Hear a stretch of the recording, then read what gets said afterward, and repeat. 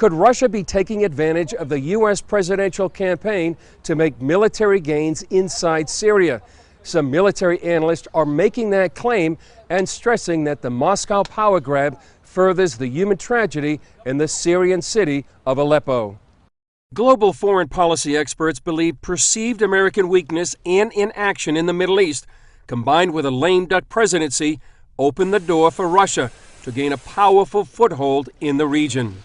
They're going for absolute victory, and they're trying to effectively bomb eastern Aleppo into surrender. The Russians now figure, well, it's a good time to really achieve as much as possible in the last dying months of the Obama presidency, when there will almost certainly be very little pushback from the Americans. As the only major city where rebels maintain a stronghold, Aleppo faces constant attack from Syrian and Russian troops. The Russians have noticed there was a vacuum in the Middle East, and they're doing their level best to themselves fill that vacuum, and by so doing advance Russia's strategic interests. Bombing of civilian sites, including hospitals, has prompted Washington to cut off talks with Russia about a ceasefire. Russia and the Syrian regime have chosen to pursue a military course inconsistent with the cessation of hostilities. Russia stepped in to help Syria's president stay in power about a year ago.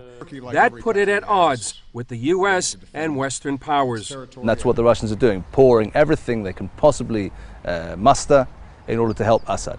By contrast, the American agenda in both Syria and in Iraq has been extremely confused from the outset. The situation got worse when Russia admitted deploying a missile defense system in Syria.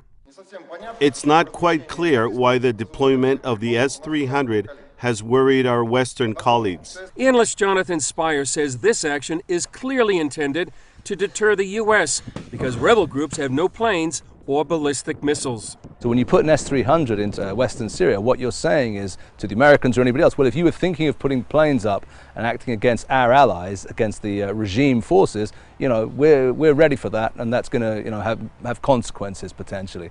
In the meantime, what's good for the Russians hasn't been good for the Syrian civilians. As we are Syrian, we can't bear anymore to see children, they are killed in front of us and keep silence. United Nations is useless. They are killer, they are murderer, they are liar. Spire says since the Cold War, the U.S. was like the sheriff in the region, maintaining a degree of order. Now that that's gone, there's a different reality. When the Americans did not pursue their stated interests in Syria, then you end up with a situation of a very ruthless power, Russia, coming in, basically terrorizing a civilian population into submission before the eyes of the world. It's unlikely that the tragedy in Aleppo and inside Syria will be over anytime soon.